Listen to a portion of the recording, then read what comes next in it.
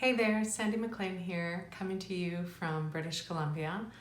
I am a trauma and couples therapist here, and I'm in the middle of creating a little mini course to help people who are struggling with loneliness and isolation at this time of the pandemic and all the things that we're all dealing with.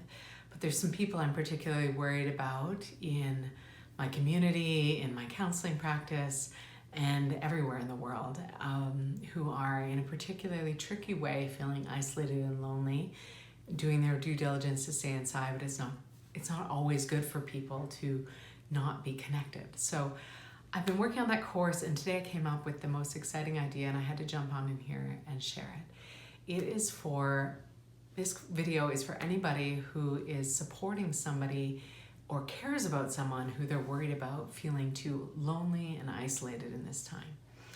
So I want you to take on a little project challenge I have for you, and I want you to spread it around, and let's see if we can make a huge difference. So what people need who are feeling isolated is they need to feel attached.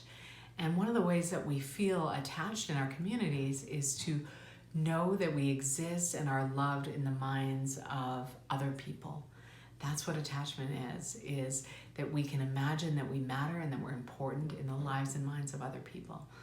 That's easier said than done when all of the ways you usually connect have been taken away. So do some of the common sense things, make lots of phone calls, be in touch, be on FaceTime.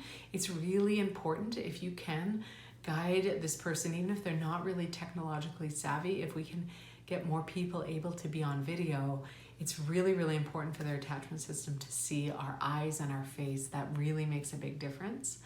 Be creative. Invite them to dinner, have them at the end of the table, have longer times where people can just participate together and feel more normal rather than just a telephone visit.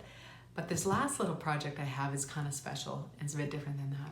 I want you to organize other members of this person's family or friend community, even some kind of closer acquaintances would be good. I want you to invite everybody to make a little video for them. And in that video, I want people to express wholeheartedly, facing the camera, what they love and care about this person. I want them to tell stories, specific and detailed, about the qualities and traits of this person that make them so special and make them matter. And I'll give you a little example. My grandma Lil is no longer with us on this earth, but she, if I was making a video right now for her, I would say, hey grandma, this is Sandy. I just had to reach out to you. I want to make you a little video and just tell you right now just how much you mean to me, how much I love you. I can't think of somebody more loving and generous in such a natural, wholehearted way as you.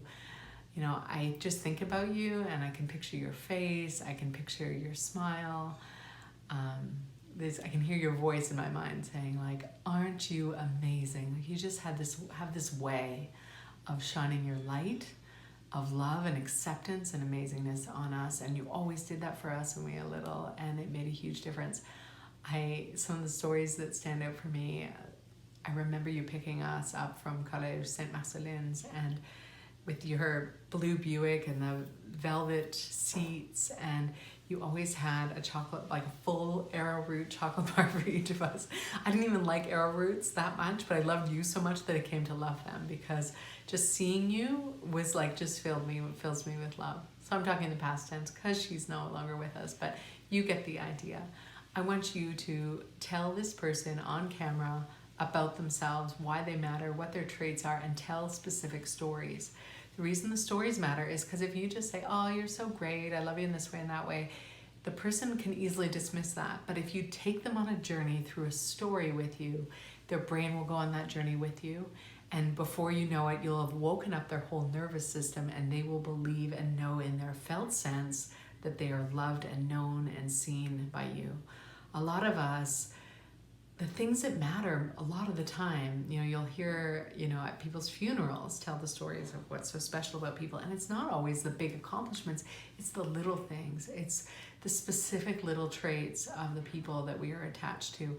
But we don't always know how to take stock of ourselves that way, and we don't always imagine that that's what everyone else is thinking about. So we're going to help our people imagine this. We're going to help them by telling them the stories on video. What I would love to see is this particular little instruction go far and wide. The email inboxes, or you can get creative about how else to send this to someone who's not on computer right now. But I would love to see the email inboxes of these people flooded. They might be a little embarrassed, but if this has become kind of a real popular thing to do, then we'll just say we were doing it, everyone was doing it, so they don't have to be embarrassed.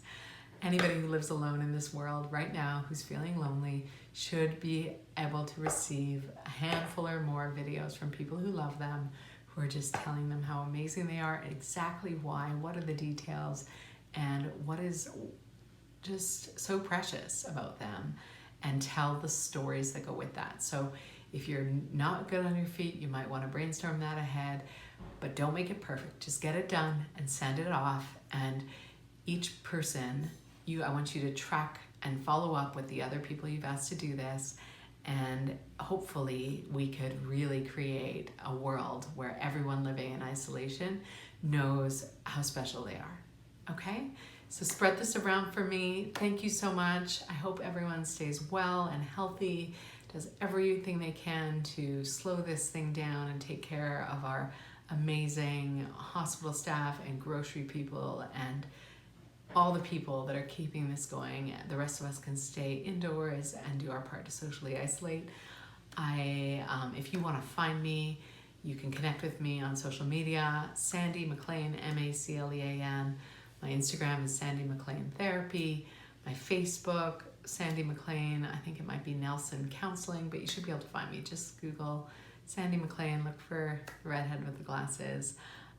My website is sandymclean.net, and let me know how this goes. I would love to hear back from as many people, and also let me know if you want to hear about the course when I have it ready. It's going to be on a sliding scale from 0 to something, so that anybody who doesn't have an income can have access right now too. Thank you so much. Be well.